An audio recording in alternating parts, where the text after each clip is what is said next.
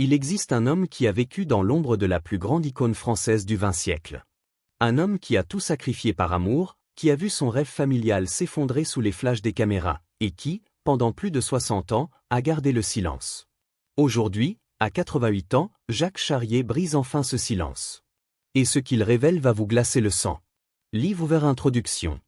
Bienvenue sur Découverte Ultime, la chaîne qui vous plonge au cœur des secrets les mieux gardés des stars. Si vous aimez les histoires vraies qui bouleversent, restez jusqu'à la fin, car celle-ci va vous marquer. Jacques Charrier. Ce nom vous dit peut-être quelque chose, mais pour la plupart d'entre vous, il est probablement effacé des mémoires. Pourtant, dans les années 1950, cet homme incarnait la virilité élégante du cinéma français. Beau, talentueux, réservé. Il avait tout pour devenir une légende. Mais son destin a basculé le jour où il a croisé le regard de Brigitte Bardot, la femme la plus désirée de toute l'Europe. Leur histoire d'amour a fait trembler la France entière. Leur mariage a déclenché une hystérie médiatique sans précédent. Mais derrière les sourires et les photos, se cachait un drame familial d'une cruauté rare. Un drame qui a détruit un homme, brisé un enfant, et marqué à jamais l'histoire du star system français. Aujourd'hui, après des décennies de silence et de dignité, Jacques Charrier a décidé de tout révéler. Pas pour se venger. Pas pour régler des comptes. Mais pour reprendre sa voix. Sa vérité. Sa place dans une histoire où on l'a trop longtemps réduit à un simple figurant. Alors, installez-vous confortablement. Cette histoire va vous prendre aux tripes. Partie 1, la rencontre fatale. Les années 1950 marquent un tournant radical dans le cinéma français. La nouvelle vague déferle, bouleversant tout sur son passage. C'est dans ce contexte effervescent qu'émerge un jeune acteur au charme discret, Jacques Charrier. Contrairement à ses contemporains qui surfent sur l'expérimentation et la provocation, Jacques incarne une autre forme de séduction. Celle du mystère. De l'intensité retenue. De la profondeur silencieuse. Il ne cherche pas les projecteurs. Il cherche l'authenticité. Et puis, un jour, sur le tournage du film « Babette s'en va-t-elle en guerre », le destin frappe à sa porte. Brigitte Bardot. La femme qui fait fantasmer le monde entier. Celle que tous les hommes veulent conquérir. Celle que tous les réalisateurs veulent diriger. Elle est là, devant lui. Et pour la première fois depuis longtemps, elle voit un homme qui ne la regarde pas comme un trophée. Là où Roger Vadim, son ex-mari réalisateur, voyait une création à façonner, Jacques voit une femme. Là où les autres voyaient un mythe, Jacques voit une âme fragile en quête d'ancrage. Et c'est précisément ce contraste qui séduit Bardot. Elle qui vit sous une pression médiatique étouffante trouve en Jacques une bouffée d'air frais. Un refuge. Une promesse de normalité. Elle est tellement convaincue de ce choix qu'elle impose Jacques au producteur pour le rôle masculin principal du film. À l'époque, c'est un pari risqué. Jacques est pratiquement inconnu. Mais Bardot insiste. Et quand Bardot insiste, Hollywood cède. Du jour au lendemain, Jacques Charrier se retrouve propulsé sous les feux des projecteurs. Pas seulement comme acteur. Mais comme l'élu de Brigitte Bardot. L'homme qui a réussi là où tant d'autres ont échoué. Leur alchimie à l'écran devient rapidement réalité. Les paparazzi les traquent. Les magazines décortiquent chacun de leurs gestes. Et en 1959, ils se marient. Mais ce que Jacques ignore encore, c'est qu'en épousant Brigitte Bardot, il ne signe pas seulement un contrat d'amour. Il signe un pacte avec le diable médiatique. Partie 2, le mariage sous les projecteurs. Le 18 juin 1959. Louvciennes, petite commune paisible aux portes de Paris. Ce jour-là, cette ville tranquille se transforme en véritable champ de bataille médiatique. Plus de 150 journalistes envahissent les rues. Les paparazzi escaladent les toits, les murs, les clôtures. Certains vont jusqu'à se déguiser en plombiers, en religieux, juste pour infiltrer la mairie et capturer un instant de la star. L'air vibre de cris, de flashs, de chaos. Ce n'est plus un mariage. C'est un spectacle surréaliste.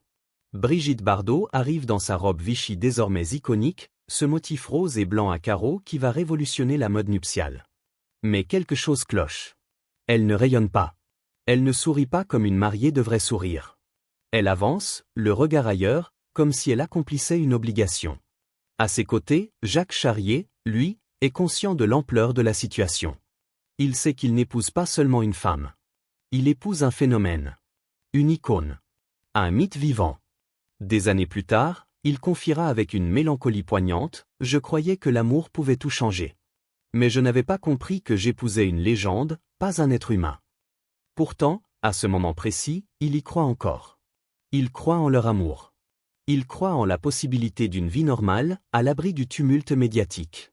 Et quand Brigitte tombe enceinte quelques mois plus tard, Jacques voit enfin son rêve se réaliser. Un foyer. Une famille. Un enfant à protéger et à aimer. Mais pour Brigitte, la grossesse n'est pas une bénédiction. C'est une terreur.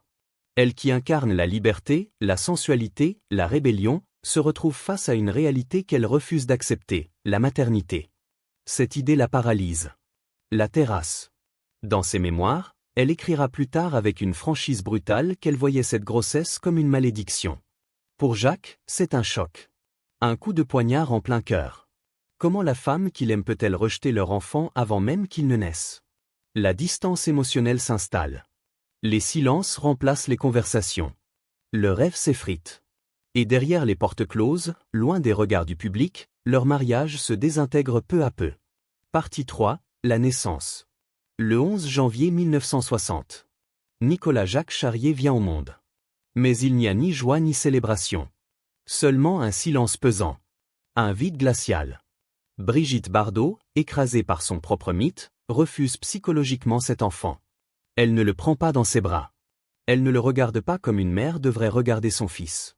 Pour elle, Nicolas représente tout ce qu'elle redoute, la fin de sa liberté, la perte de son identité, le poids d'une responsabilité qu'elle n'a jamais voulu assumer. Jacques, lui, tombe instantanément amoureux de ce petit être fragile. Il voit en Nicolas non pas une erreur, mais un miracle. Une âme à protéger coûte que coûte. Je ne voulais pas qu'il grandisse en se sentant comme une erreur. Je ne voulais pas qu'il pense qu'il n'était pas aimé, dira-t-il des années plus tard. Et cette promesse devient le pilier de toute sa vie. En 1963, Jacques et Brigitte divorcent officiellement. Le tribunal accorde la garde exclusive de Nicolas à Jacques. Brigitte, bien qu'elle soit la mère biologique, disparaît presque totalement de la vie de son fils. Pas de visites régulières. Pas de moments partagés. Juste quelques cadeaux sporadiques et des lettres froides, dénuées d'affection réelle. Jacques prend alors une décision radicale qui va définir le reste de son existence. Il renonce à sa carrière d'acteur pour devenir père à plein temps. Pendant que le monde continue de l'associer à Brigitte Bardot, Jacques construit discrètement une autre forme d'héritage. Celle de la présence. De la constance. De l'amour inconditionnel. La célébrité peut attendre, confie-t-il à un ami. Mais l'enfance, elle, ne reviendra jamais. Pendant des décennies, Jacques élève Nicolas loin des projecteurs. Il le protège des médias. Il lui épargne les détails cruels de l'indifférence de sa mère. Il construit un cocon familial basé sur la stabilité et l'amour. Mais en 1996, tout explose. Brigitte Bardot publie ses mémoires, Initial bébé. Et dans ces pages, elle lâche une bombe qui va ravager père et fils. Elle décrit la naissance de Nicolas comme une erreur épouvantable et le pire cauchemar de ma vie. Les mots sont glaciaux. Impitoyables. Dévastateurs. Pour Jacques, c'est un coup de poignard en plein cœur. Pour Nicolas, c'est la révélation publique que sa propre mère ne l'a jamais désiré. Jacques choisit alors le silence. Pas par faiblesse. Mais par dignité. Il refuse de transformer son fils en pion d'un combat médiatique. Il refuse de répondre à la cruauté par la cruauté. J'ai hurlé intérieurement, confiera-t-il plus tard. Pas pour moi. Mais pour Nicolas. Pour chaque instant qu'il devrait vivre avec cette vérité. Pourtant, malgré l'humiliation publique, Jacques continue de protéger son fils. Il continue d'être présent. D'être un père. Et c'est peut-être ça, son plus grand acte d'amour. Partie 4, la renaissance par l'art. Après le divorce, Jacques continue brièvement sa carrière d'acteur. Mais quelque chose en lui a changé. Les plateaux de tournage, les rôles, les avant-premières, tout lui semble vide. Artificiel. Il cofonde une société de production avec un ami, dans l'espoir de trouver un nouveau souffle créatif. Mais l'entreprise échoue. Et avec elle, une partie de ses rêves professionnels. C'est alors, dans ce creux de vague, que Jacques prend une décision audacieuse, il retourne à sa première passion. La peinture. Il se réinscrit à l'école des Beaux-Arts de Paris. Il recommence à zéro, parmi de jeunes étudiants qui ignorent qu'il partage une salle de classe avec une ancienne star. Et pour la première fois depuis des années, Jacques ne joue plus de rôle. Il redevient lui-même. Ses toiles sont sombres, introspectives, chargées d'émotions refoulées. Elle ne cherche pas à plaire. Elle cherche à libérer. Chaque coup de pinceau est une thérapie. Une manière de cicatriser les blessures invisibles. Au fil des ans, Jacques expose en France, en Suisse, au Japon. Peu à peu, il gagne une reconnaissance discrète. Les critiques ne le voient plus comme l'ex-mari de Bardot. Ils voient un artiste à part entière. Je n'ai plus besoin que quelqu'un d'autre définisse qui je suis, dira-t-il lors d'un vernissage. Je peins pour être moi-même. Partie 5, l'amour tardif et la paix retrouvée. Après Brigitte Bardot, Jacques se remarie plusieurs fois. Il épouse Francine Dreyfus, issue d'une puissante famille française, avec qui il a 2 filles. Puis un autre mariage, une autre fille. Jacques est désormais père de 4 enfants. Mais la paix intérieure, elle, tarde à venir. Jusqu'à ce qu'il rencontre Makiko. Une photographe japonaise au tempérament doux et au regard apaisé. Elle ne connaît rien de Brigitte Bardot. Elle ne s'intéresse pas aux tabloïds. Pour elle, Jacques n'est pas une relique du passé.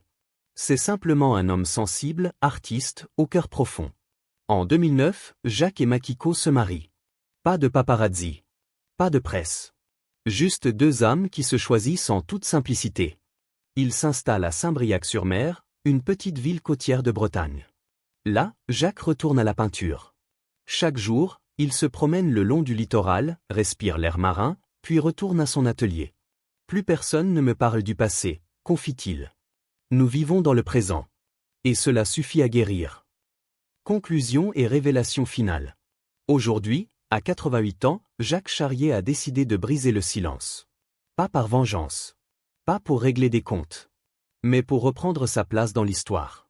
Pour que le monde sache qu'il n'a pas été qu'un figurant dans la vie de Brigitte Bardot. Qu'il a été un père. Un artiste.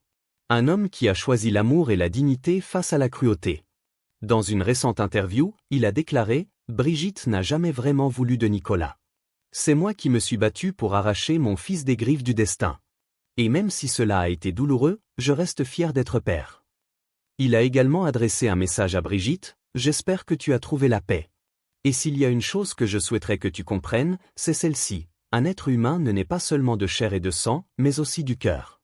Et ce cœur, je l'ai élevé toute ma vie. » Jacques Charrier ne cherche pas la pitié. Il cherche la vérité. Et cette vérité, après 60 ans de silence, méritait d'être entendue. Alors, que pensez-vous de cette histoire? Croyez-vous que certaines blessures puissent vraiment guérir? Dites-le nous en commentaire. Et si cette histoire vous a touché, likez cette vidéo, abonnez-vous à Découverte Ultime, et activez la cloche pour ne manquer aucune de nos prochaines révélations. À très bientôt pour une nouvelle histoire qui va vous bouleverser.